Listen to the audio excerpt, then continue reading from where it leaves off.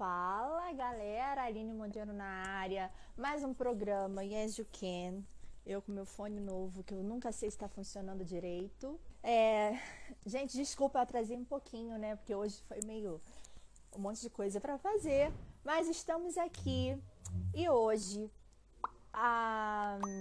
nosso convidado especial, na verdade são dois convidados especiais, porque é um casal. E eu não sei se vocês já ouviram falar sobre a fé Bahá'í.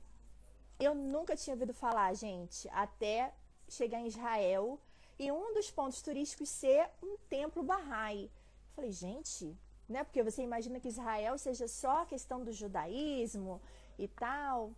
E aí me deparei com mais uma religião e tive a oportunidade de ler um pouquinho, conhecer um pouquinho e resolvi trazer alguém que seja praticante, né, para falar com a gente. E o casal convidado é a Ive e o Feizi, que aceitaram fazer esse bate-papo, essa conversa com a gente e para esclarecer um pouquinho sobre o que é a fé Bahá'í, como que funciona essa religião.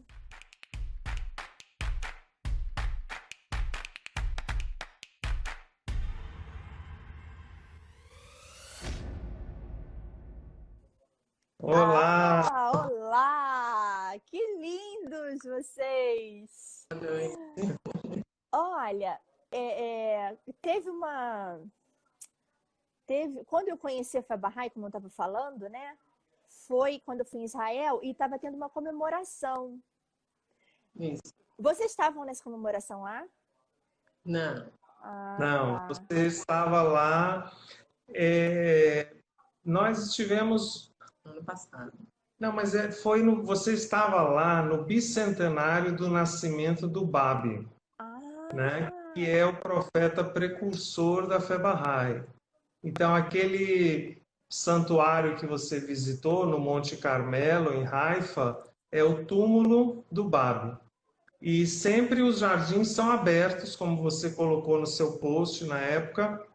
Os jardins são abertos para qualquer pessoa, gratuitamente, turistas, os moradores locais. Mas o santuário, porque é um lugar sagrado para oração, silêncio, meditação, então tem horários limitados específicos de visitação.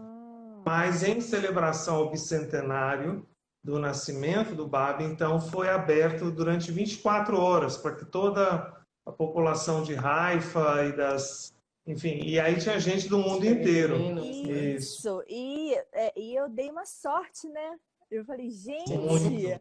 porque eu fui visitar a cidade no dia que estava acontecendo. Aí até a menina falou, nossa, você tem uma sorte, que você veio, você é sortudo, porque hoje você veio justamente num dia comemorativo e tal. Então, muito obrigada, de verdade, assim, de coração. O intuito dessas lives, assim, quando eu trago outras religiões, é para trazer o conhecimento e esclarecer as pessoas, porque assim como eu não tinha ideia do que era, de que existia, eu acho que compartilhar conhecimento, de repente, seja a coisa mais importante desse meu ano sabático, sabe? Conseguir compartilhar tudo que eu aprendi nesse um ano, espalhar um pouquinho de conhecimento para o mundo. Acho que aí já valeu a pena, né? Isso. E se apresentem. Agora a palavra de vocês. Eu sou Ive Carolina, Bahá'í, pedagoga, museóloga. Estou aqui para contribuir. Sim, Uau. Estou aqui para contribuir com essa conversa com você. E você Mas é atualmente longe? a única coisa antiga que ela está cuidando é de mim, então ela atua como pedagoga. Somos de Salvador, Salvador, Bahia. Salvador, que legal. E vocês são brasileiros? Sempre moraram no Brasil? Sim, sim. E você fez? Se apresenta. Então, meu nome é Feizi Milani, minha formação é medicina. Nos últimos anos eu me especializei no campo da psicoterapia. Sou professor universitário. Enfim, trabalho muito no campo da educação também, né? Com capacitação de professores, de jovens, de adolescentes. Então, temos essa paixão pela educação em comum. Ah, perfeito. E aí, vamos começar as perguntas, né? Que tem, não sei nem se vai dar tempo de fazer tudo, mas vamos lá. O que é a fé Bahá'í? Para quem nunca ouviu falar nisso. A primeira pergunta, acho que é a base. Uhum. Como eu devo me expressar? Eu falo religião Bahá'í ou fé Bahá'í? Fé Fé Bahá'í. Bahá'í. Ah, tá. Porque eu li fé Bahá'í sempre, mas eu fiquei, mas é uma religião, não é? Sim, sim. É a mais nova religião, né, revelada por um manifestante de Deus para essa era. Então, Bahá'u'lláh, que é o fundador da fé Bahá'í, ele traz para nós alguns princípios, como a unidade da humanidade. Tem uma citação onde ele diz que a Terra é um só país e os seres humanos ser cidadãos. Então, ele traz, além desse conceito de unidade, também traz a igualdade entre homens e mulheres, a eliminação dos preconceitos, de qualquer tipo de discriminação, qualquer tipo de desigualdade. Bahá'u'lláh nos exorta a construir um mundo melhor para que isso desapareça. Também um princípio é casamentos interétnicos, né? A gente falava interraciais, né? Mas a raça é uma só, é humana. Então também é um ensinamento de Bahá'u'lláh. Ah, então tá. Então a fé Bahá'í, ela é como é que a gente poderia definir? Não é uma religião? Ela é uma religião. É uma religião. Sim. É porque o termo fé, né? Bahá'u'lláh diz que a essência da fé está na escassez de palavras e na abundância de ações. Então, quando a gente diz fé Bahá'í, né, é chamando a atenção de que um Bahá'í precisa viver a vida, né, buscar viver a vida cada dia um pouquinho mais, de acordo com os ensinamentos de Deus, né? Quando a gente fala os ensinamentos de Deus, são os mesmos ensinamentos trazidos por todos os manifestantes de Deus que já vieram, como Jesus Cristo, Moisés, Muhammad, Krishna, Buda. Bahá'u'lláh é o mais recente desses manifestantes de Deus, que são almas perfeitas, são seres iluminados que vêm ao mundo com a missão de educar a humanidade e impulsionar o progresso tanto material quanto espiritual, que foi o que aconteceu quando cada uma dessas almas iluminadas veio, né? Jesus, Moisés, Muhammad.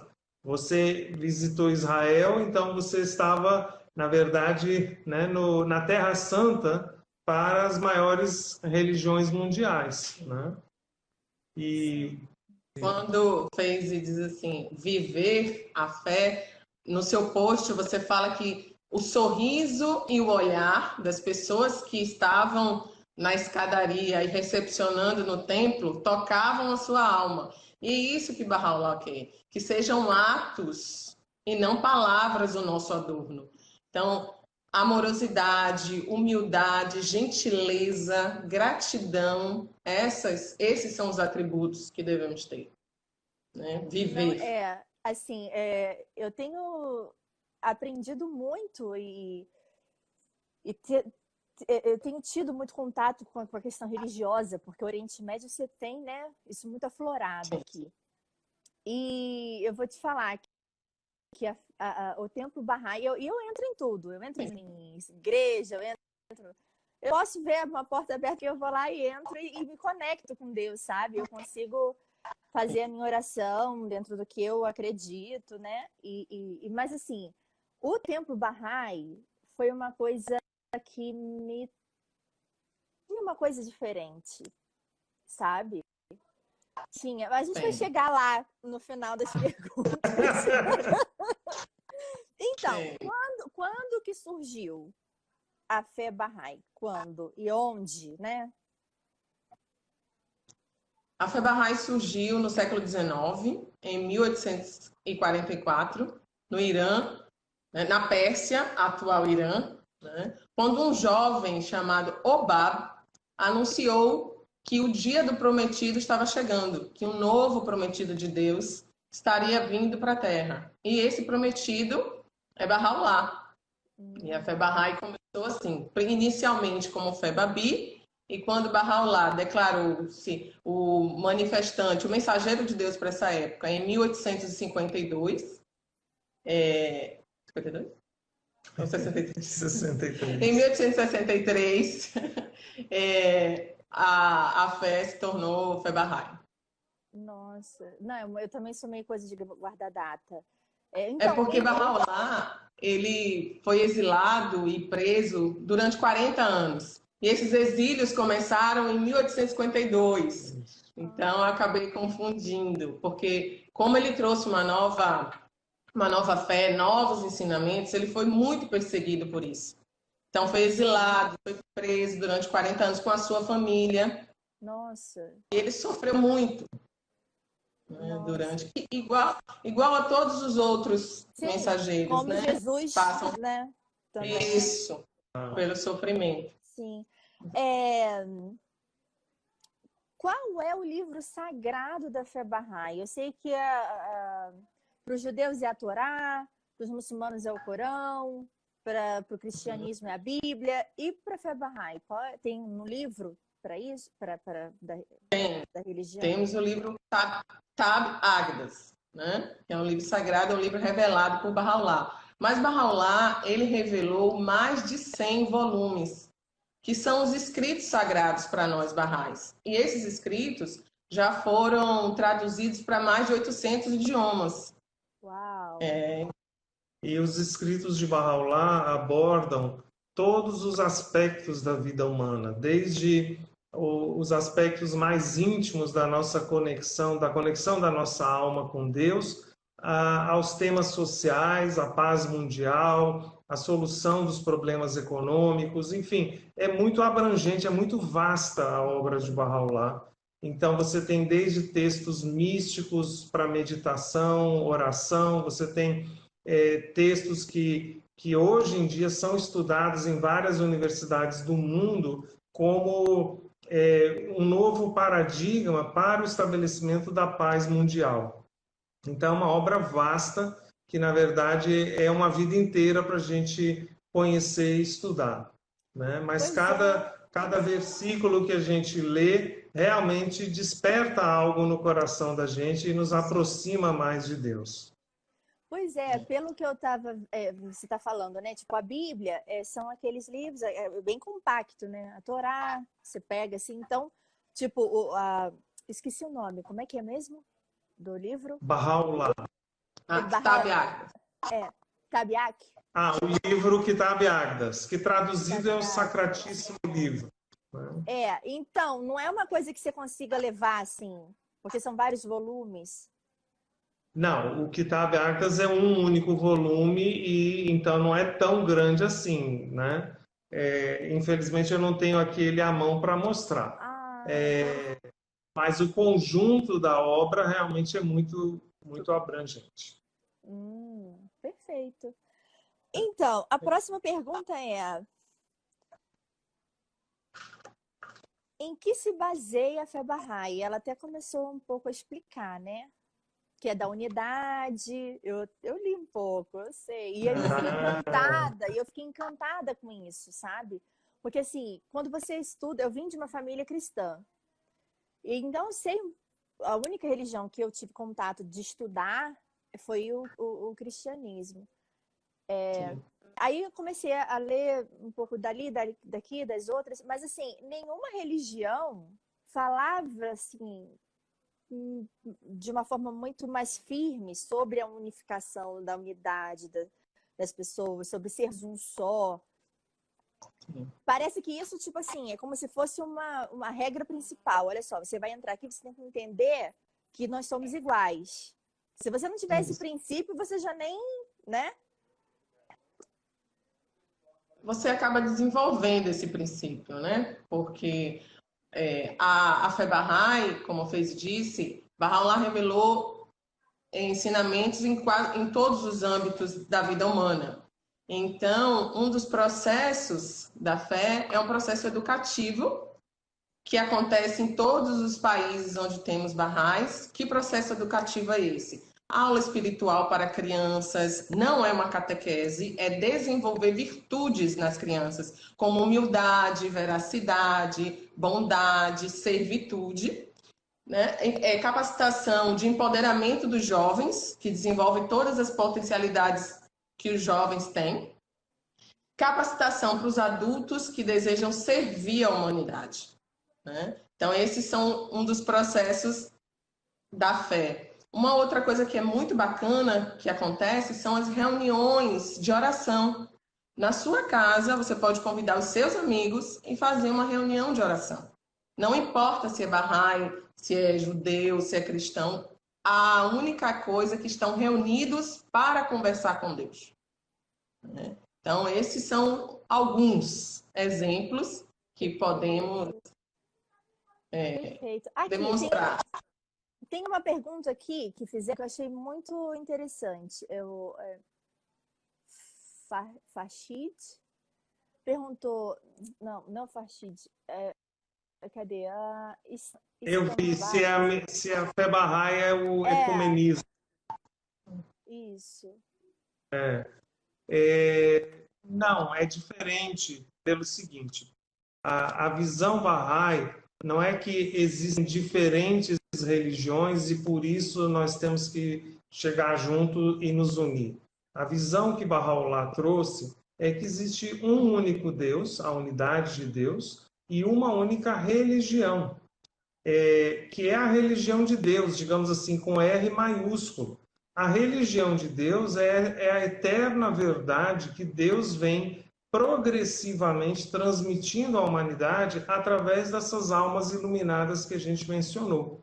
Então, Krishna, Buda, Moisés, Jesus, Muhammad, Bab, Baha'u'lláh, todos eles são educadores enviados pelo mesmo Criador para educar a humanidade, para guiar a humanidade. Então, nós não vemos diferentes religiões, vemos uma única religião.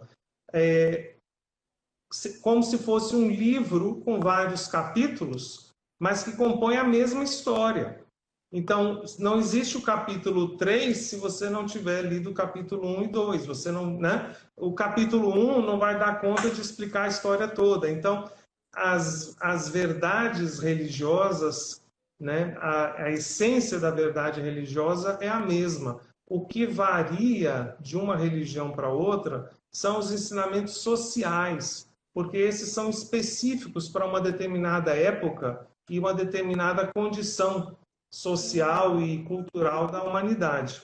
Então, o ecumenismo é um movimento dentro do cristianismo que busca aproximar e promover o diálogo entre as diferentes igrejas cristãs. É algo muito louvável. Mas a fé Bahá'í não é o ecumenismo. A fé Bahá'í está dizendo que, na verdade, o hinduísmo, o judaísmo, o cristianismo, o islamismo, a fé Bahá'í são todos degraus de uma mesma escada, são notas de uma mesma música, né? O mesmo Deus falando à humanidade.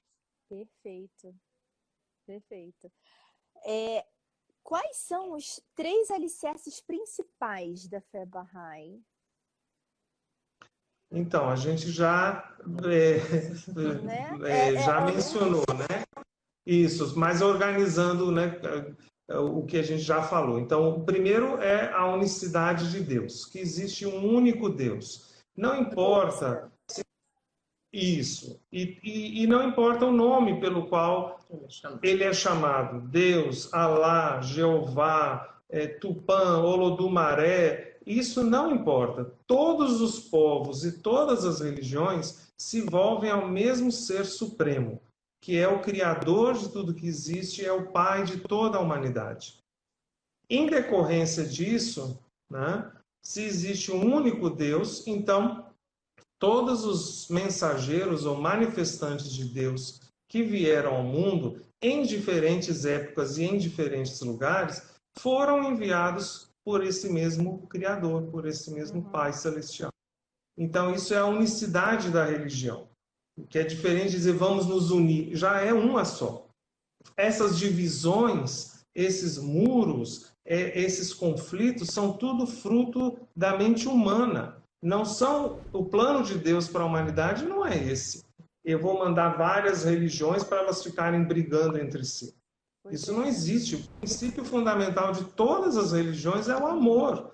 Então, quando a gente usa a religião para brigar, para humilhar, para guerrear, para o que quer que seja, para criticar outra pessoa, nós estamos deixando de cumprir o primeiro mandamento, a mais importante de todas as leis de Deus, em todas as religiões. E o terceiro princípio fundamental é a unicidade da humanidade.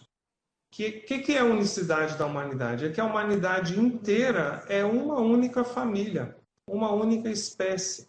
Então, de novo, não é simplesmente vamos parar de brigar e nos unir. É que já somos uma única família. Essa é uma verdade espiritual que é confirmada pela ciência, de que todos os seres humanos, né, provêm de uma mesma origem. Então, as diferenças que existem entre nós, seja de cor, seja de cultura, seja de formas de comportamento, de expressões, são meras diferenças superficiais, irrelevantes. Então, se a gente conseguir compreender esse princípio da unicidade humana, o motivo para qualquer conflito, para qualquer guerra, para qualquer desigualdade, qualquer discriminação, desaparece, né? Porque a gente passa a reconhecer que somos realmente membros de uma única família. E é engraçado você citar isso, que eu fiz uma live com a Júlia semana retrasada, se não me engano, e é uma brasileira que ela saiu viajando o mundo de bicicleta. E aí eu perguntando, eu falei, mas qual foi a sua motivação para sair de bicicleta, fluindo a vida, o perfil dela? Qual a sua motivação de sair de bicicleta sozinha e tal, uma mulher? Ela falou assim, Aline, na minha cabeça, eu coloquei na minha cabeça de que a gente é uma família, só. Não precisa ter sangue. Ela falou, é todo mundo junto, tá todo mundo conectado. A gente faz parte de uma mesma família. Então, se eu estiver longe e eu pedir ajuda, as pessoas vão me ajudar. Porque elas são da minha família também. E aí, agora você vem falando essa questão do sermos um só, de sermos uma família, né? Não só por conta de sangue. Ah, fulano tem o meu sangue, é meu descendente. Não, mas é muito maior do que isso, né? É uma questão muito mais profunda. Isso. E as pessoas que têm essa experiência como você está tendo, descobrem isso em primeira mão, porque você, né, anda por tantos países, tantos lugares, e você vê a vestimenta é diferente, a comida é diferente, o jeito de se comportar em várias coisas é diferente, mas nas características mais profundas e essenciais, somos absolutamente um só. Sim. Eu estive no Irã e fui recebida na casa de famílias, assim, que me ajudaram também. Não vai pro hotel não, fica lá em casa. Aqui, na Jordânia, eu também eu tô morando na casa de uma família e vamos, assim, sabe, também. Às vezes eu me programo para ficar no hotel, para fazer uma coisa, e aí sempre parece que o universo pega e fala assim, não, calma aí que eu quero te dar um plus aqui na tua viagem. Vem aqui para essa família aqui que você vai aprender uma coisa diferente. E nesse momento são as melhores experiências da viagem, eu posso te falar. Muito mais, claro que conhecer os lugares é muito bacana, você tira foto, você vê a história, né, com seus olhos ali, mas as experiências mais marcantes, mais transformadoras foram com as famílias. Foi nos momentos que eu estava com a minha família. Isso. Seus primos distantes que você nem sabia que existiam e eles também não sabiam da sua existência, mas agora estão conectados. Sim. É puro exercício do amor ao próximo, né? Do cuidado, da gentileza. Sim, exatamente. Vamos lá, a próxima pergunta foi... as doutrinas e os rituais da fé Bahá'í. Existe uma doutrina como nas outras? O que você está chamando de doutrina? Doutrina ritual, tipo, você precisa, por exemplo, no Islã, você precisa rezar 5 vezes ao dia. Né? Ok. Tem Tá que fazer certo. a peregrinação, tem que fazer jejum no Ramadã, né? Tem alguma Claro, doutrina? sim, Bahá'u'lláh trouxe leis, tanto leis de âmbito social quanto leis do âmbito da vida espiritual do indivíduo.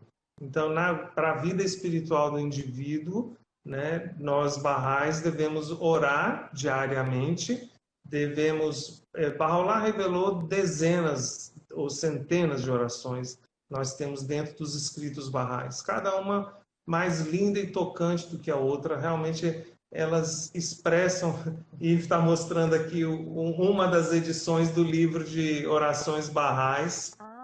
Quando você vier ao Brasil, Aline, me mande seu endereço que eu vou te mandar um de presente pelo correio. Ai, que maravilhoso! Vou mandar sim, é para querer ler. Uma honra, nossa. Então, mas além dessas dezenas, centenas de orações, existem 3 orações que Bahá'u'lláh revelou e disse a cada dia escolha uma dessas 3 para fazer. Então, é uma oração obrigatória, que é uma disciplina espiritual para a vida da gente. Também, diariamente, a gente deve ler os escritos sagrados pela manhã e à noite, né?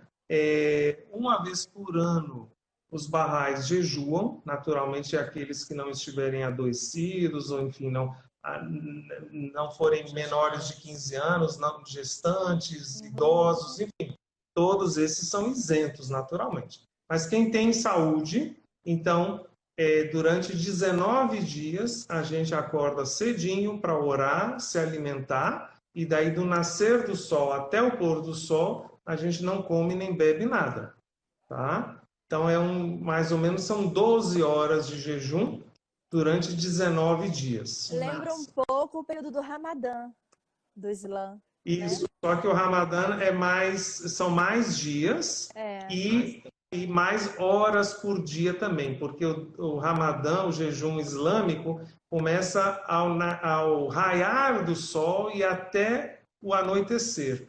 Então, são pelo menos 2 horas a mais, né? Mas é um período muito especial na vida espiritual da gente, que a gente aguarda todo ano. Todo mundo faz junto. Tipo, tem um período do ano, por exemplo, de 1º de agosto a 15 de agosto. Assim, de 2 a 20 de março. Em março que acontece? Porque 21 de março é o Ano Novo Bahá'í. Então, e o calendário Bahá'í, o ano é dividido em 19 meses, todos com 19 dias, tá? Então, o último mês, de 2 a 20 de março, é o mês que, portanto, antecede o Ano Novo, e é um mês de jejum, porque é um período muito especial que a gente desenvolve uma conexão muito forte com Deus, porque a gente está se privando, né, voluntariamente de 2 coisas bastante importantes, que é o alimento e a água, a bebida, durante 12 horas. Então você o tempo todo está lembrando que deu uma sedezinha, mas eu não vou beber porque ainda não é o horário. Naturalmente, que se a pessoa passar mal, ela quebra o jejum, não tem nenhum problema. Mas isso nos faz sentir realmente a presença de Deus e então esse é um período de profunda reflexão sobre a vida, sobre o ano que está terminando e como é que eu me preparo para, ao chegar o ano novo, 21 de março, realmente começar uma vida nova. E o jejum, o jejum é um período tão especial que as pessoas que estão ao nosso redor percebem que estamos diferentes. Né? Olha. De tão conectados com o espiritual que estamos. E impressionante como elas respeitam também. Né? Porque fala assim, jejum! E quando a gente explica, nossa, que interessante, que honroso para vocês. E acolhem. É um período onde vamos dizer assim, as energias espirituais, elas são lançadas para todos. Perfeito. Vem cá, eu esqueci de fazer uma pergunta também legal, importante. Quanto tempo vocês se converteram, né? Não sei se é a palavra converter, porque no cristianismo a gente usa converter. Quanto tempo vocês... Você se declara Bahá'í. Declara, né? isso. Você se declara Bahá'í. Para ser Bahá'í, você é só acreditar no seu coração nos ensinamentos de Baha'u'lláh. Então, você é Bahá'í. Né? Esse é um princípio. Não tem batismo, essas coisas igual na igreja? Não. O processo tem um processo administrativo, que é uma assinatura de um cartão, o cartão de declaração Bahá'í, que ele vai para a Assembleia Nacional, que tem todo um arquivo, um registro dos Bahá'ís, e os Bahá'ís registrados têm direito de fazer a peregrinação de 9 dias. Que esses 9 dias de peregrinação, você visita todos os lugares sagrados da fé. Né? Você tem acesso a todos os lugares. E aí me fala, quais são esses lugares? Quer saber há quanto tempo você... Eu vou falar, vou chegar lá. Eu conheci a fé através de Face em 2002. Participei de todas as atividades, ia para círculo de estudos, participava das festas, dos encontros. As pessoas todas diziam, Ive, você é Bahá'í? Eu dizia, não sou Bahá'í, não. Olha, eu gosto só, não sou Bahá'í, não. Todo mundo já me via e eu ainda não tinha me visto, né, como Bahá'í. Falei, eu preciso estudar muito. Que precisa estudar não, menina, você já está aqui, enfim. Então, depois do nascimento da nossa filha, em 2008, eu me declarei formalmente assinando o cartão. Então, eu conheci a fé em 2002 e me declarei formalmente em 2008. Ai, que eu nasci numa família Bahá'í, então tive o privilégio de receber esses ensinamentos desde pequeno. Agora, os princípios dentro da fé, a educação das crianças é uma coisa muito importante, e a educação que os pais Bahá'ís procuram dar a seus filhos é justamente de conhecer e amar a todas as religiões. Então, naturalmente que eu cresci aprendendo muita coisa sobre a fé Bahá'í, mas ao mesmo tempo conhecendo e sabendo também de todas as religiões, porque a decisão de ser Bahá'í ou não ser, ou de seguir qualquer religião, tem que ser uma decisão consciente. Não pode ser uma herança familiar, não pode ser uma imitação dos pais, dos antepassados. Isso é muito importante, porque Baha'u'lláh diz que cada um de nós precisa investigar a verdade por si próprio. Então, a livre pesquisa da verdade é um princípio da fé Bahá'í que se aplica a todas as áreas da vida, tanto nessa questão da busca da sua identidade espiritual, quanto nas questões do dia a dia. Por exemplo, hoje em dia, com tantas fake news e coisas que a gente ouve, quantas pessoas simplesmente saem reproduzindo o que não sabem, o que não viram, o que não conhecem, né? Porque não se dão ao trabalho de investigar a verdade. Então, Baha'u'lláh diz que cada um de nós deve pesquisar, livre de qualquer preconceito, a verdade. Perfeito. Você estava falando da peregrinação, né? Quais são os lugares da peregrinação? Você ficou curiosa agora, né? Você pensou assim, onde eu não fui? Onde eu não fui? Né? Eu vi seu olhinho. Onde eu não fui? Tem, como eu disse anteriormente, Baha'u'lláh foi 40 anos, né? Ficou envolvido em presídios, prisões, exílios. Um dos lugares que os Bahá'ís visitam é a cela onde Baha'u'lláh ficou preso, em Acre, na cidade prisão. Você esteve na cidade de Acre, ou Acre, ou Aco. Eu vi sua foto. Sim. Que é lá em Haifa também, na mesma cidade. Do outro lado da Bahia. Isso. Dá uns 20, 15 minutinhos. É bem perto. Isso. Um outro lugar é o Jardim do Rizvan, né? Onde Bahá'u'lláh declarou ele ser o prometido. Aonde fica esse Então, jardim? são lugares... Lá também? Isso. Tem vários lugares de cunho histórico que para os Bahá'ís, então, são sagrados, que são a cela onde Bahá'u'lláh ficou preso, são algumas casas onde ele residiu dentro da cidade-prisão e nos últimos anos de sua vida fora das muralhas de Aca, mas ainda como um exilado e prisioneiro. E Bahá'u'lláh faleceu em 1892, como eu disse, ainda como exilado e prisioneiro, fora de Aca, é um local chamado Bardi, e ali ele foi sepultado. Então, ali é o lugar mais sagrado para os Bahá'ís do mundo inteiro, é o Santuário de Bahá'u'lláh. No Monte Carmelo está o Santuário do Bab, que é o precursor de Bahá'u'lláh, e aqueles patamares, né, aqueles lindos jardins que vão do sopé do Monte Carmelo até o topo. Então, tem muitos lugares ali em volta que a gente visita e ora e relembra a história de Bahá'u'lláh. O interessante é que Bahá'u'lláh foi, né, parar na Palestina, que hoje é o Estado de Israel, não por vontade própria, porque, como o Yves falou, ele era um prisioneiro, foi exilado 4 vezes, e o último exílio dele foi para a cidade-prisão de Aca, que fazia parte do Império Otomano nessa época, né, e que decidiu realmente mandar Bahá'u'lláh para o pior lugar, para o lugar mais isolado, mais desolado, na expectativa mesmo de que morresse lá e fosse completamente esquecido.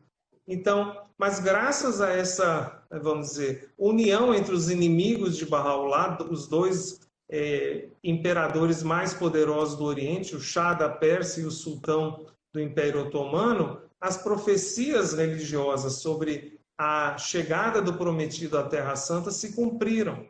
Então, Bahá'u'lláh passou os últimos 24 anos da vida dele na Palestina, que hoje é o Estado de Israel, e lá foi sepultado. Então, por isso, o Centro Mundial Bahá'í é lá na Terra Santa, porque lá Bahá'u'lláh passou o mais longo exílio dele, lá ele faleceu, foi sepultado, e lá está estabelecido o Centro Mundial Administrativo da Fé Bahá'í. Olha! Uau! Eu não sabia. Mas o centro administrativo está em Jerusalém? Não, em Haifa. Você deve ter visto, quando você subiu as escadas para o Santuário do Bab, um pouco, digamos, para a esquerda, tem um arco com 4 prédios lindos em estilo grego, com colunas, né? Ali é a sede da instituição administrativa suprema da comunidade mundial Bahá'í, que é a Casa Universal de Justiça. Então, faz parte dos jardins, ali tem os arquivos internacionais da Fé Bahá'í, onde os objetos pessoais, as roupas de Bahá'u'lláh, os originais dos seus escritos estão todos conservados ali. Perfeito.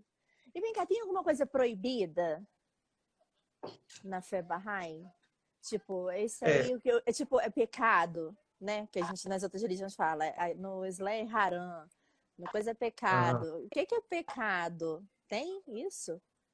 A gente pode não beber, usa... pode fumar, essas coisas assim? Isso. Mas, assim, os escritos Bahá'ís não usam muito essa terminologia de pecado, né? Pelo menos da forma como a maioria das pessoas interpreta o sentido dessa palavra. Sim, claro que tem leis, algumas leis, a gente falou antes, são as leis que nos ajudam a nos aproximarmos de Deus, a oração, a meditação, o jejum, e outras são coisas que, se a gente faz, a gente está prejudicando a si próprio, prejudicando nossa evolução espiritual. Porque Bahá'u'lláh diz que o propósito da nossa existência terrena é desenvolver nossa alma para a etapa eterna, que é a vida após a morte. Da mesma forma que o bebê no útero materno precisa desenvolver órgãos que dentro do útero materno não servem para nada. Olhos, pulmões, braços, pernas, nenhum desses órgãos tem utilidade durante o período que o bebê está no ventre materno. Mas se ele não desenvolver durante aqueles 9 meses, quando chegar aqui ele vai sentir muita falta. Então, agora, as leis barrais são para os barrais. Nós não tentamos convencer os outros a não fazerem aquilo que nós, né, não fazemos. Então, um barrai não faz uso de bebida alcoólica, não faz uso de drogas entorpecentes, drogas psicoativas, né? Não faz jogo de azar, né? Então, não rouba, não mata, mas isso são as leis iguais em todas as religiões, né? Mas, assim, base da conduta individual que se reflete no social é a proibição da bebida alcoólica e das drogas, né? Do jogo de azar, né? É isso. É recomendado também não fumar. É isso, mas não é proibido. Não é proibido. Mas assim, então, comer, tem alguma coisa que não pode comer? Não. A pessoa já pensando na comida. Tem alguma coisa que não pode comer? Não tem. Pode comer. Sim. Existem orientações, mas que não é proibição. Então, orientação da moderação, né? Assim, isso se aplica a todas as áreas da vida. Né? Mas tipo assim, não pode comer carne de porco, não pode comer essas coisas assim. Esses são exemplos, Aline, dos ensinamentos sociais que eu mencionei rapidamente. Ou seja, são ensinamentos que, por exemplo, Moisés trouxe, ou Muhammad trouxe para aquela época. Então, quando você pensa como era há centenas ou milhares de anos atrás a questão da criação dos porcos, sem nenhuma higiene, sem nenhum cuidado, sem vacinação, sem nada, era fonte de transmissão de doenças, certo? Mas quando a gente vê hoje, né, com todos os cuidados sanitários, etc., então não há motivo para não se consumir. Então, não é que a lei foi errada, é que era para uma determinada época e hoje as necessidades são diferentes. Né? Perfeito. Aqui, eu vou tentar dar uma lida também no que o povo está falando. Desculpa, gente, eu me empolgo também. E aí, às vezes, eu não olho aqui os comentários. Rossi Chayane. Qual a forma de uma pessoa se tornar Bahá'í? Você até comentou, né? Só ela se declarar e aí pega o cartão, né? Isso, assim não declara o cartão. A pessoa que conhece os ensinamentos de Bahá'u'lláh, aceita Bahá'u'lláh como manifestante de Deus, ela é um Bahá'í, né? O resto é o caminhar da vida que a gente precisa estar aprendendo e se desenvolvendo. Aí ela ainda continuou, tipo, quem aceita Bahá'u'lláh é como se estivesse aceitando Jesus em seu retorno. Há alguma forma de batismo na fé Bahá'í? Você falou que batismo não tem, né? É só essa declaração. Mas é como se estivesse aceitando Jesus. Isso, sim. Porque você aceita que aquele profeta é um profeta que trouxe aquela palavra de Deus, né? Isso. Porque os manifestantes de Deus, todos eles são o sol da verdade. Então, hoje, quando amanheceu, a gente levantou e disse, hoje é domingo. Olhou, hoje é domingo. Amanhã a gente vai dizer, hoje é segunda-feira. Mas é sempre o mesmo sol. Então, os manifestantes de Deus têm diferentes nomes, apareceram em diferentes lugares, mas sempre é a mesma luz, é sempre a mesma fonte divina, a mesma guia. Né? Então, ao aceitar Bahá'u'lláh, eu estou aceitando a Jesus, eu estou aceitando a Moisés, a Muhammad, a exatamente todos os mensageiros de Deus que vieram anteriormente. Sim, eu li um pouco, bem pouco, né? Porque também não tinha muita informação sobre na internet. Quando eu comecei a pesquisar, não tinha muito texto, assim, não achei muita coisa. Aí, eu vi um vídeo, alguma coisa assim, que falava, deu uma explicação que eu gostei muito, fez muito sentido para mim. que era assim, cada profeta, ele veio da fé Bahá'í, né, o que acreditava, que cada profeta, ele veio com, com, com, com uma sensibilidade diferente para falar para aquele tempo, para aquela época, para aquela geração. Então, Moisés veio para falar com o povo daquela época, e aí ele foi uma pessoa mais bem preparada para falar. Tipo, se de repente botasse Moisés agora para falar com a gente, porque a ideia era que a religião, ela evolui também. E as pessoas evoluem, a humanidade evolui, a religião também vai evoluindo, e por isso vem trazendo... Deus vai enviando esses outros profetas, enviou outros profetas para dentro de um contexto histórico diferente, ele está mais capacitado. Eu não estou explicando muito bem, porque eu não sou, né, coisa, mas assim, foi meio que eu entendi. Na verdade, eles todos são inspirados e guiados pelo Espírito Santo. Então, a capacidade de todos os mensageiros de Deus é divina, né? É como os professores de uma escola. Então, o professor do primeiro ano ensina beabá, não é porque ele só sabe beabá, ele sabe o mesmo tanto que o professor do ensino médio. Estudaram na mesma faculdade, tem a mesma formação, mesma graduação, só que ele adequa, né, o seu ensinamento ao que as crianças daquela faixa etária precisam e podem compreender. Então, os manifestantes de Deus também são assim. E então, como que nós entendemos Bahá'u'lláh? Como manifestante de Deus para a nossa época, para o mundo de hoje. E aí a gente vê os escritos de Bahá'u'lláh falam que a humanidade está se aproximando da era da sua maturidade, a maturidade coletiva da espécie humana. E esse período tão turbulento que a gente vive é justamente a adolescência coletiva da espécie humana.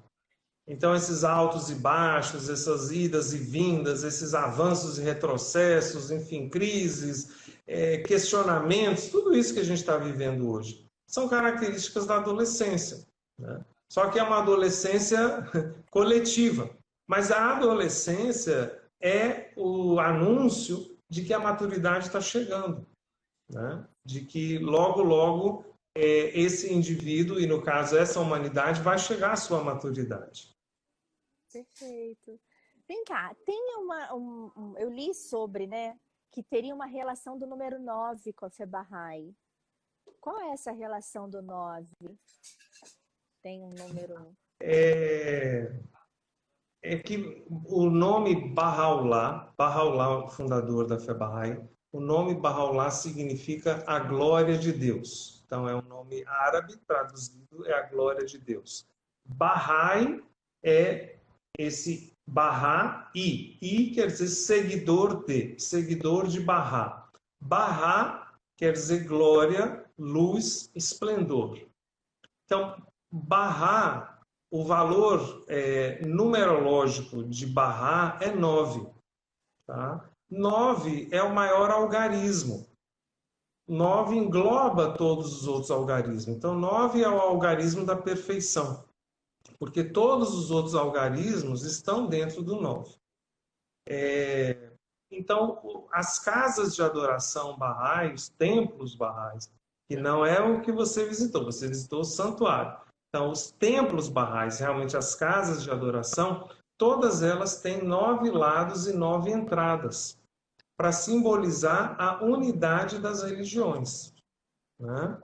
E eu vi também nos comentários dos seus posts lá mais antigos, alguém, tem um templo Bahá'í aqui, não me lembro em qual cidade aqui. Não, não é templo Bahá'í, o que a pessoa, que era uma cidade aqui do Brasil, é uma sede Bahá'í. Uma sede Bahá'í é uma casa onde as reuniões são realizadas, atividades administrativas, encontros da comunidade são realizados, né? Mas os templos Bahá'ís, hoje em dia no mundo, ainda não são muitos, mas nós temos, também vi alguém postou, já estive no templo Bahá'í do Chile, exatamente, é o templo para a América do Sul, né? Temos, enfim, no Panamá, nos Estados Unidos, na Alemanha, Uganda, na Índia. Você já esteve em Nova Delhi? Sim, e eu acho que eu fui em um. É um que parece Lotus. coisa de Lotus, não é? Isso! Gente, olha, eu sou Bahá'í, já essa peregrinação toda. Pronto, você manda o cartão pra mim aí, manda o livro, o cartão. Já envia o cartão do livro, tá fechado. Maravilha! Mas o que eu tinha entendido, que o menino meio que explicou, que estava comigo lá, é que era como se fosse ecumênico. Ele não explicou legal, porque ele também não é ele é hindu e tal. Mas eu vi que ia gente de todos os estilos, assim, lá. Isso! Né? E você sabe que o Templo Bahá'í em Nova Delhi, que é justamente, ele tem a forma de uma flor de lótus, foi considerado uma das maiores obras arquitetônicas do século XX. Ele recebe mais visitantes do que o Taj Mahal, que a população da Índia se sente totalmente, quer dizer, de qualquer lugar, é totalmente bem-vindo dentro de um templo Bahá'í. Então, é uma casa de adoração a Deus aberta a todos os povos e religiões do mundo. Mas só os Bahá'ís têm o privilégio de contribuir para construir. Olha que bacana, todos esses templos Bahá'ís foram construídos exclusivamente com a contribuição voluntária dos Bahá'ís registrados. Então, esse que assinou o cartão tem o privilégio de contribuir, né? Mas uma vez que o templo é inaugurado, na verdade a gente não diz inaugurado, diz que ele é dedicado à humanidade, porque as portas ficam abertas para qualquer pessoa que não paga nada para entrar, orar, meditar, se conectar com Deus. E vem cá, eu esqueci... Fala. Não, você deve ter visto no templo, ou no santuário, quando você foi, pessoas do mundo inteiro. A verdadeira representação da unidade da humanidade. Sim, e eu fiquei encantada com aquilo. Fiquei encantada porque, sim, tinha pessoas do mundo inteiro. Você via, porque a gente tem diferença, né, física, assim, rosto, cabelo, os olhos. E você via todo mundo. E um sorriso, gente. Eu fui subindo aquela escadaria toda. Era escada, hein? Senhor amado. Aí fui subindo, mas assim, um jardim lindo e tal, quando eu fui visitar. E todo mundo na escada, tinha muita gente, muito... como que se fala? Discípulo, não? Bahá'í, seguidor da fé. Tinha muito seguidor espalhado para ajudar a pessoa, e dava água no meio do caminho, e sempre um sorriso, mas era um sorriso e tinha uma coisa diferente, sabe? Era uma leveza, sabe? É assim, quando eu tava subindo, eu já tava sentindo uma energia boa, uma energia diferente, sabe? Quando você vai subindo, e o sorriso das pessoas era muito, eu não sei explicar, eu não consigo ter palavra para definir. E quando eu cheguei lá dentro, aí eu entrei, porque assim, eu tava muito curiosa também para saber como é que é dentro de um templo Bahá'í, né? Porque templo, o santuário, né? E qual a diferença do templo pro santuário? É porque o santuário ali é onde foi sepultado, né, o mensageiro de Deus, o Babi. No templo é uma casa de adoração a Deus. Então, básico, não tem imagens, são só cadeiras para as pessoas sentarem e orarem, né? Então, assim, num certo sentido, é a mesma coisa, mas ali tem um aspecto, vamos dizer, histórico e de lembrar, né, a vida do mensageiro de Mas Deus. Então só tem um santuário Bahá'í, que é aquele? Os outros são templos? Bom, esse é o santuário do Babi, que é o profeta precursor. Tem o santuário de Baha'u'lláh, que é o que eu falei, fica aqui onde fora fica? Já vou? Fora do... Deixa eu jogar no GPS. Perto de Aca, né? Nas imediações da cidade de Aca, né? Dentro do território do município de Aca, né?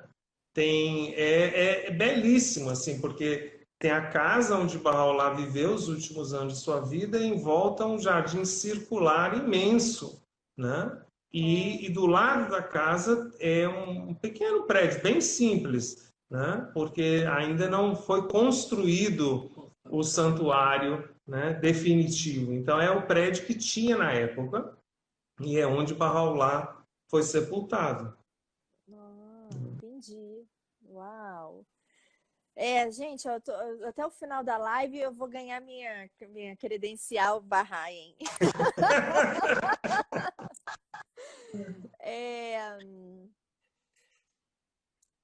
Sim. Como são os templos Bahá'ís por dentro? Fez começou a dizer, né, que não tem imagem, tem um pequeno móvel com os livros de oração para quem desejar fazer oração, as cadeiras. E você chega lá, ele é organizado dessa forma, com as 9 portas, né, para simbolizar a união de todas as religiões. E você chega lá para orar, assim, enfim, se conectar. Não são lugares... Não tem pregação, não tem... É um lugar de encontro com Deus. Né? Quando tem, vamos supor, em determinado horário do dia, tem uma programação. Então, nessa programação, são lidas orações, então vai alguém na frente, lê textos sagrados, orações, coral pode cantar, né? Não, só a voz humana pode ser entoada. Instrumentos musicais não são tocados dentro do templo Bahá'í, mas coral, então a voz humana sim, seja para ler as orações, seja para cantar, para entoar.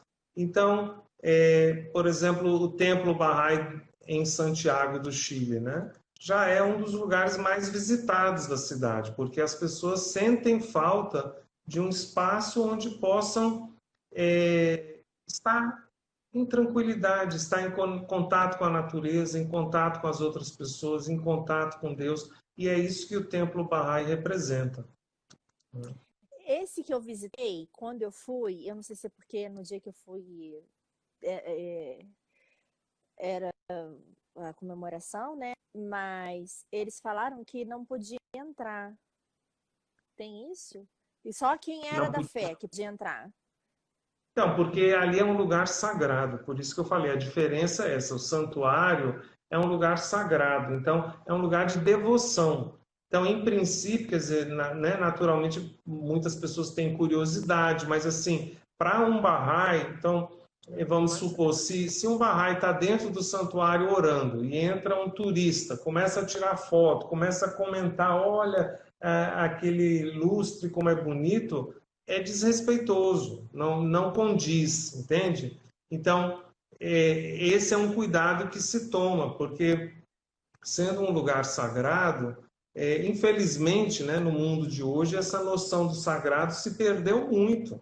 Então, as pessoas, até dentro de templos religiosos de todas as religiões, né? A gente visitou também mesquita, sinagoga, igreja. A gente sempre, mesmo sendo turista, tinha esse cuidado de não perturbar, porque nós estamos ali passeando, né? Aproveitamos e também oramos, mas assim, tem pessoas que estão ali realmente buscando ouvir a voz de Deus. E então, se você fica conversando, fica em qualquer, né, lugar sagrado. Então, é nesse sentido, que você entrou e viu, não tem nada demais. Às vezes tem tapete, no santuário não tem cadeira. Então, é tapete para as pessoas sentarem, né? Tem flores, tem luminárias e só.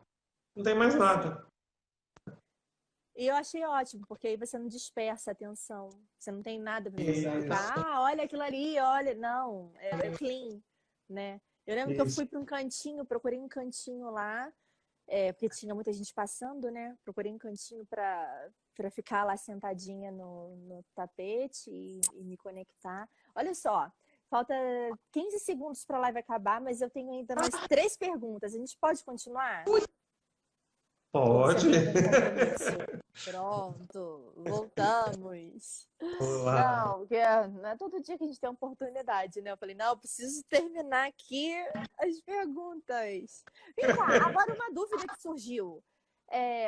Tem, assim, tem o rabino do judaísmo, tem o sher do coisa, né? O pastor, o padre.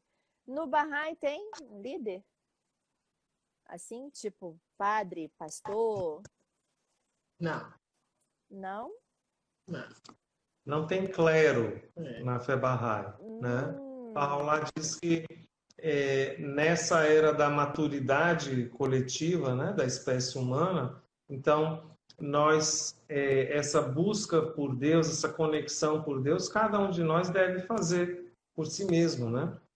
Mas existe uma ordem administrativa, ou seja, é uma comunidade, ela é organizada, ela tem uma ordem administrativa. Ive mencionou, né, no nível local, no nível regional, no nível nacional e no nível internacional. Então, os barrais do mundo inteiro estão conectados. A gente tem notícias do que outras comunidades estão fazendo e eles têm notícias nossas, porque realmente é um trabalho, né, digamos, em nível global, né, de promover a unidade, de promover a paz, de promover os ensinamentos divinos. perfeito. Então, vamos lá. Juro que não vou demorar mais tanto tempo. Em quais continentes existem praticantes da fé Bahá'í? Quantos adeptos, mais ou menos, existem pelo mundo? Então, no mundo são mais ou menos 7 milhões de barrais. Nós não damos muita importância a essa questão numérica, quantitativa. Para nós é muito mais importante a diversidade e a representatividade da família humana dentro da comunidade Bahá'í. Então, nesse sentido, para nós é muito mais significativo que o livro do ano da Enciclopédia Britânica identifica que a fé Bahá'í é a segunda religião mais disseminada no mundo geograficamente. Então, Olha! isso para nós é muito mais significativo. Então, existem Bahá'ís em todos os países do mundo, países, territórios, ilhas, em mais de 1.200 grupos étnicos, né, populações indígenas do mundo inteiro. Né? Isso é mais significativo para a gente, né? De que pessoas de todas as partes, de todas as origens, estão conectadas com o mesmo propósito. Uau, perfeito. Então, tem no mundo inteiro. E olha só, que louco. Como existe tanto, e eu nunca tinha ouvido falar. Quando se perguntava, não, Eve, tipo assim, caramba, né? Nunca ninguém tinha representado isso. Exatamente. Quando nós falamos, eu sou Bahá'í. Bahá'í? Como assim? O que é? E aí nós vamos falar. Exato. Eu estava falando com o Feize que quando eu aprendi um pouco, né, que eu li um pouco, eu fiquei fascinada. E eu postei no grupo, falando da minha experiência, do que era, do pouco que eu li na internet, né? Dos princípios e tal. Aí era para poder falar, porque o meu tema é turismo, né? Para falar para as pessoas visitarem um ponto turístico, mas aí as pessoas estavam se convertendo. Tava todo mundo, me identifiquei com essa religião, como é que eu faço para seguir? Eu falei, gente, eu não sou Bahá'í. Você falou com tanta empolgação. Né? Sim, mas no Brasil também, em todos os estados do Brasil, em centenas de cidades do Brasil, né? Tem barrais, tem comunidades barrais. Então, as pessoas podem participar. E agora, naturalmente, com essa situação do distanciamento social, muitas atividades estão sendo realizadas remotamente, né? Quase todas estão sendo realizadas remotamente. E essas atividades são abertas a qualquer pessoa, né? São todos muito bem-vindos. Por exemplo, essa reunião de oração que Ive mencionou, que a gente sempre, né? Agora estamos fazendo em família, mas antes a gente fazia uma vez por mês, convidando todos os nossos amigos, conhecidos, qualquer pessoa. E uma amiga nossa falou: olha, aqui pela primeira vez na vida eu me dei conta que estou orando ao lado de espírita, evangélico, católico, do candomblé, Bahá'í, todos juntos orando. Então, eu não tinha me dado conta de que essa simples reunião de oração na nossa casa tem um caráter tão revolucionário, de alguém se dar conta que, poxa, por que até hoje eu só rezei com as pessoas da minha religião? Né? Se estamos todos orando para Deus, por que a gente se apega tanto a esses rótulos e nomes, né? Sim. Você falou agora sobre as atividades remotas, né?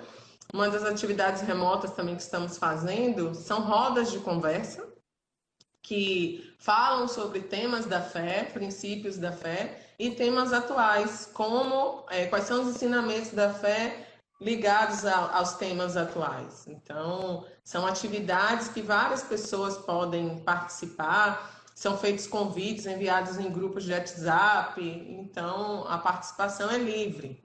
Não. Quem quiser pode depois me mandar uma mensagem, que está vendo aí o meu perfil. Por favor, me mande convite para esses encontros, rodas de conversa, palestras virtuais, e com muito prazer eu encaminharei os convites para quem quiser. Pois é, isso que eu ia falar. Quem tiver a fim de saber mais e quiser participar dessas rodas de conversa, de oração, ela pode ir lá no teu perfil, te chama lá e... Por favor, com muito prazer. E eu vou colocar aqui agora o site Bahá'í também. Isso. Vou usar aqui como é que chama? O perfil de Ive para mandar. Perfeito. Olha, a Denis Chayane, eu já participei dessa roda e gostei muito. Olha. Legal. A Samara falando alguma coisa do YouTube. Tem alguma coisa no canal? Bahá'í.org. Ah, tá. Porque depois eu vou colocar esse vídeo no YouTube. Então, eu vou colocar depois também. Quem quiser saber mais, www.bahai.org. Só isso. Tem o .org e tem o .org.br. O .org é o site internacional Bahá'í, que você escolhe o idioma, tem português inclusive, vai dar uma visão mais geral da fé Bahá'í. E o site bahai.org.br, que é da comunidade Bahá'í brasileira, vai falar um pouco mais da comunidade Bahá'í do Brasil, né? O que os Bahá'ís do Brasil têm feito. Tem um perfil no Instagram da Fé Bahá'í em Salvador, né? A Assembleia de Salvador tem um perfil, algumas atividades, pessoas de Maceió também têm perfil, então procurem Bahá'í no Instagram, que também tem, e aí podem se conectar, porque se você estiver aqui em Salvador, por exemplo, e quiser participar de uma roda de conversa, de uma reunião de oração, estamos aqui para lhe acolher. Ah, perfeito. E tem o www.bahá'u'lláh.org.br. Bahá'u'lláh é BAHAULLAH.org.br. É legal. Esse é um site que traz mais assim, a história e a obra de Bahá'u'lláh. Então, são 3 sites principais que eu recomendo para quem quer conhecer um pouco mais sobre a fé Bahá'í. Perfeito. Tá, vamos lá.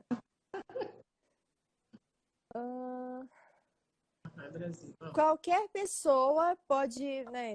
Essa pergunta já está até óbvia depois que a gente conversou, né? Qualquer pessoa pode entrar num templo e assistir a cerimônia, né? Sim, sim. Porque é aberto, e a ideia é essa, né? Isso. Né? De receber qualquer pessoa, de estar de braços abertos. E também quantos seguidores vocês já falaram, uma média, né? de 7 milhões? Não, 7 milhões no mundo todo. Sim, 7 milhões. Ó, gente, eu tô... Falei, viu, que eu não ia demorar muito. Eu tô muito, muito, muito encantada. De verdade. Eu fiquei pensando nisso, sabe? Por que as religiões brigam tanto? É um brigando com o outro e se tá todo mundo pedindo pro mesmo Deus, sabe? Só, o que eu sempre falo, gente, só muda o profeta. O Deus é o mesmo, tá todo mundo querendo ser uma pessoa melhor, né? Querendo agradar a Deus e buscando ter mais amor e aquela coisa toda. Mas, infelizmente, às vezes, né? Se apega num detalhezinho e acha que... Enfim. Eu tô muito feliz, de verdade, com essa live.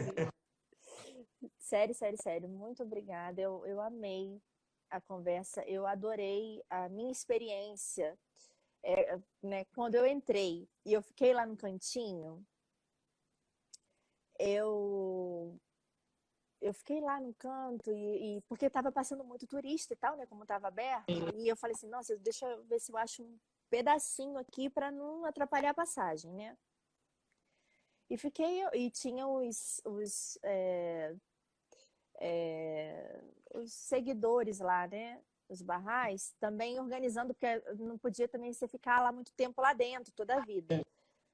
Porque as pessoas iam passando. Aí eu fui pedir pro cara, eu falei, eu posso ficar aqui só um pouquinho? Só para poder fazer uma oração? Aí ele, tá, tudo bem. Aí eu fiquei meio que num canto bem... E eu lembro que assim, eu chorei tanto naquele dia, tanto, porque foi limpando, foi como se estivesse limpando alguma coisa, assim. Eu comecei a falar com Deus assim, olha, é isso, e tá assim, assim, e foi limpando, e eu fui chorando. Eu perdi a noção do tempo, de quanto, eu não sei, se você me perguntar se eu fiquei lá 10 minutos, meia hora, 1 hora, eu não sei. Sabe? Eu fiquei muito tempo lá e ajoelhada assim, né, no cantinho, para ninguém ver. Eu falei assim, ai meu Deus, que vergonha. Mas fiquei assim, sabe? E aí saí com aquele olho. Eu acho que eu até gravei. Eu tenho esse vídeo, eu tenho que achar para editar, para jogar no canal. Que eu saí falando isso. Tipo, você falou assim, eu preciso filmar isso, assim, falando o que aconteceu. Que eu tava sentindo naquele momento. Porque é uma coisa, né? Quando você fala assim depois, você tá mais, né? E aí saí eu com o olho vermelho, com o nariz vermelho, né? E tal. Aí já não tinha nem mais ninguém lá dentro. Já tava todo mundo tinha saído. Nem os vigias, né? Estavam lá. Aí dentro já não tinha mais ninguém. Aí quando eu saí no corredor, aí as pessoas vieram me perguntar e falei assim, você é da religião? Eu falei, não. Você é Bahá'í? Não. Então, Aline, você sentiu tudo isso sem nem saber, digamos, onde você estava, quem é que está sepultado ali. Imagina se você soubesse que quem está sepultado ali é um jovem que aos 25 anos de idade, em Shiraz, que você também visitou Shiraz, que eu vi a foto, anunciou, né, que uma nova era estava se iniciando para a humanidade, que os homens deveriam se volver a Deus, se arrepender dos seus pecados, eliminar as divisões, se voltar para a essência da religião e não para essas aparências exteriores. E por causa desses, e assim, a igualdade entre homens e mulheres também foi trazida pelo Bab. Dos seus primeiros discípulos era Tahirih, uma poetisa, uma mulher inigualável em todo o Oriente Médio, pela sua cultura, pelo seu conhecimento, pela sua eloquência, pela sua força espiritual. E ele, então, em reação a isso, foi preso, foi mandado para os lugares mais distantes da Pérsia e finalmente foi fuzilado por um pelotão de 750 soldados. Então, imagine se você soubesse, né, onde você estava, quem é que está sepultado ali, o que um jovem que deu a sua vida, Você mesma falou, é semelhante a Jesus Cristo, quer dizer, deu a sua vida por amor a Deus, por amor à humanidade, né? Para que nós pudéssemos nos despertar. Então, você sentiu isso sem ter nenhuma informação, quer dizer, foi realmente diretamente a sua alma, ao seu coração, captou o significado daquele lugar e desse personagem extraordinário cuja vida toca o coração de qualquer pessoa. Sim, e eu acho que todo mundo tem uma palavra, sabe, para dizer. Todo mundo vem com uma missão, sabe? E eu fiquei pensando nisso, sabe? Tanto Jesus, quando eu fui lá onde Jesus se batizou no Rio Jordão, aí eu também, sabe, fiquei lá conectada e trouxe. E eu ficava falando, eu quero ser capaz de cumprir a minha missão, sabe? Eu quero achar, porque tem gente que às vezes passa pela vida e não busca, não percebe, não executa o que veio, né? E eu tenho tentado buscar isso. Eu acho que todo mundo tem uma missão de deixar esse mundo melhor, né? De deixar um pouquinho melhor porque você esteve aqui, porque você está passando por aqui. Não é à toa que a gente está aqui, nem essa conversa, nem, né? Nada é por acaso. E eu quero muito, sabe, que me encontrar nessa missão e cumprir o propósito que eu vim para essa terra. E que outras pessoas venham se inspirar nisso e também acharem o propósito delas e que isso seja né? Um círculo virtuoso. Sim, sim. E é isso. Eu estou muito feliz, muito de verdade. Pode ter certeza que nós também. Eu espero um dia, né, ou vocês vindo, quando eu parar em um lugar, vocês vêm me visitar. A gente faz a peregrinação juntos, ó. Oh, que coisa linda. Porque agora eu já fiquei o quê? Com vontade de voltar lá em Israel para ver essa outra coisa que eu não vi. Tá vendo? Lá, e eu tô aqui do lado, tô na Jordânia. Isso. Só atravessar. E espero um dia dar um abraço apertado em vocês. Nós também. Será uma alegria imensa. E se você quiser participar de uma reunião de orações, é só dizer, olha, que dia vai ter? A gente manda o convite. E aí você entra pelo Zoom. Sim, eu quero participar, eu quero ver como é que é, né? Eu fiquei curiosa também. E eu acho que vai ser bom. Gente, muito obrigada por todo mundo que participou. Eu vi que um monte de gente botou lá, Aline, não sei o que lá. E muito obrigada por todo mundo que participou, que acompanhou. Quem estiver vendo depois pelo YouTube, estiver vendo agora no YouTube, né? Que aí vai estar lá. Pode seguir o perfil deles aí e se conecta, porque a energia deles é muito boa de verdade, gente. Assim, se permita, porque às vezes eu acho que as pessoas vêm num formato, sabe, de que a minha religião é certa, o ensinamento religioso que eu tive é o perfeito e tudo que vem diferente disso não serve. E se fecha. Se permita entender, sabe? Não é questão de querer converter ninguém. Eu nem sou Bahá'í. Né? Vamos lá, de uma pessoa que nem é Bahá'í está falando. Mas se permita ler, estudar e conhecer. Porque às vezes você não se encaixa dentro de um perfil de uma religião. Você quer ter uma religião, mas você não se encaixa de repente no que você está vivendo hoje, né? Ou você não está com nenhuma e de repente essa pode servir. Você pode se identificar e se conectar. E isso é o que vai te elevar aí para um próximo nível espiritual, né? E, gente, eu tô me sentindo... Eu acho que melhor a gente me envia o livro. Isso que você acabou de falar, tem um texto Bahá'í que traduz exatamente isso, que diz: a luz é bela, não importa em que lâmpada brilhe. Então, se nós estamos buscando a luz... Não precisamos ficar presos à lâmpada, né? Ao aspecto exterior, à forma.